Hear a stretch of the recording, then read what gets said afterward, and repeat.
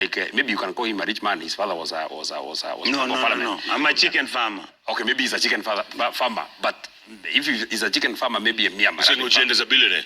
Yes, he's a billionaire. I mean, okay. Tom is big. Tom is big. He made his money before coming to. Let me say this. I mean, even him, his farm was being paid a lot of money even before he came to politics. When he's okay billionaire. When Rigathi Gachagua went to the US, I personally did like maybe 30 rallies by myself. You saw me tear gas in Subukia. I went all the way to Nakuru. We went to Wetima, to Muranga when we were just almost being killed. We went all the way to Laikipia. I know because I've been and I've ran these rallies. First, because not many people love William Ruto, especially from the region that I come from. It is very easy to pull crowds. They just want to hear what you want them. Okay, they just come and they will come and sing with us and those kind of things. But the thing that we would want to ask, what is this nexus between goons and police? Because in Wetima, you saw it. And even when we went to the Inspector General, when we went to his office, before he ran away the second time, he actually admitted, indeed, that 2 police Land Rovers went to attack Rigathi Gachagua in Wetima, right from Nairobi. You saw goons walk hand in hand with the police. Even before we get the goons, Jeff, why can't William Ruto allow? Everybody has freedom of association. Yeah. Everybody should be able to campaign the best way they within the law. In fact, what I say is this: if William Ruto and his two-term people want to come to campaign in my village in Jambini, if I think they have really hurt my ego and emotion, because I think that is what really hurts William Ruto when we tell him that indeed you have this presidency and we are the people. Actually, Ojenda, on this bench, I'm not sure of the person who is on the extreme left, but at least I know on this bench I might be the only person who voted for William Ruto. You never voted for him. I voted for him. You didn't vote for him. I didn't vote for him. I don't know of the guy on the. Prof. I highly suspect. But even so. and you left him. So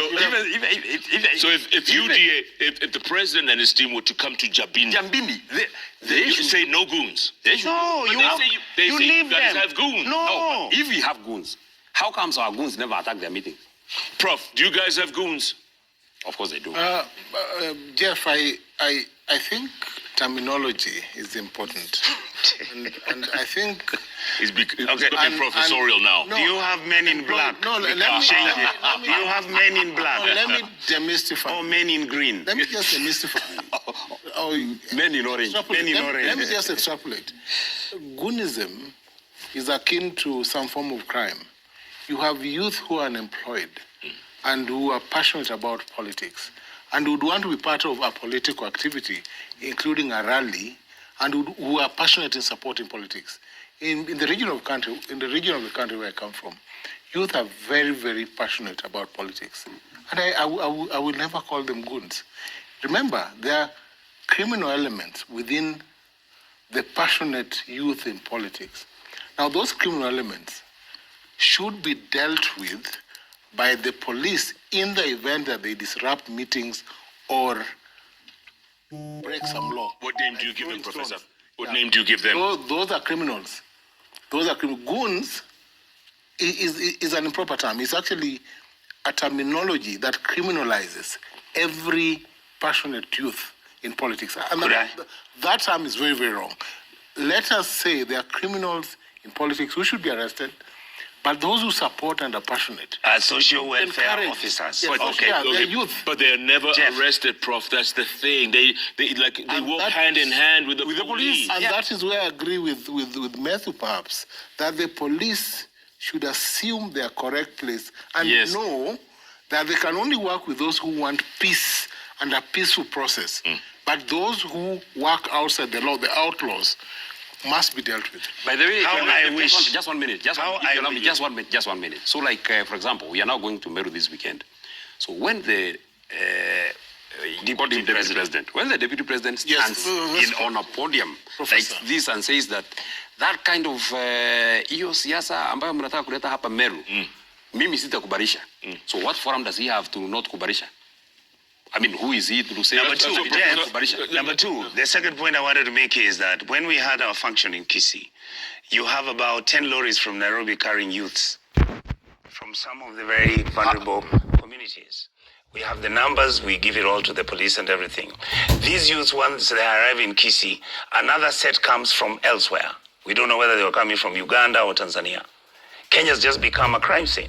Then these youths who come, the war and the fight that goes on has absolutely nothing to do with us developing our democracy and making Kenya becomes a better country. You know, a friend of mine just WhatsApped me, said exactly what you said. Yes. Kenya has become A crime scene. A crime scene. It's a crime scene.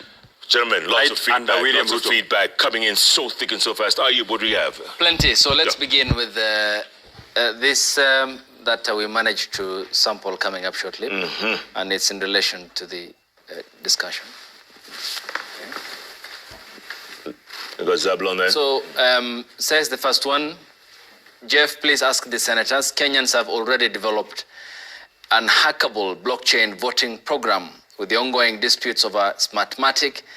What are their thoughts on the adoption of this existing local technology? Could this finally restore trust in the Independent Electoral and Boundaries Commission? Talk about an unhackable blockchain voting program. Nobody will allow it to work because in Kenya we believe that the premise of running an election is first you plan how to steal it, then if you fail to steal, then you win it. By the way, the two things that we took as petitions by the United Alternative Government when we went to IBC were two things. Number one, the resignation of Marjan, the CEO for IBC, so that we can restore the confidence. And number two, the removal of this Smartmatic. Because that system is already vulnerable. We know its history. You want to remove? Yes. Absolutely. And there are Prof, Kenyans, if you notice what this guy is saying, Prof, what do there's you a think? Kenyan company that can provide us with this technology. Okay. But nobody will ever allow you to do that. Prof, what do you think? Jeff, I wouldn't trust a Kenyan company There you go. to provide a system used by Kenyans, and the system then would have integrity managed from here.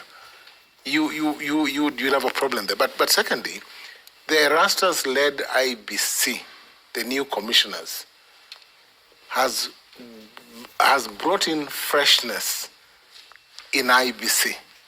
And I can assure you that there was need to hire a new CEO. Yes. Because you couldn't allow Marjan to run another election. Yes.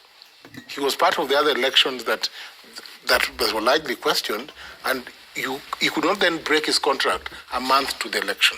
So the IBC is therefore doing the right thing. The commissioners are doing the right thing by hiring a new CEO. Okay. Let us trust the system. Let us all work to ensure that. The only way you trust process, let them move Smartmatic. Prof, the only way you trust the system is you become transparent and explain to our side what exactly you're going to do, what technology you put, so that we can verify what you're telling us is true. Then we'll accept it. All right, next.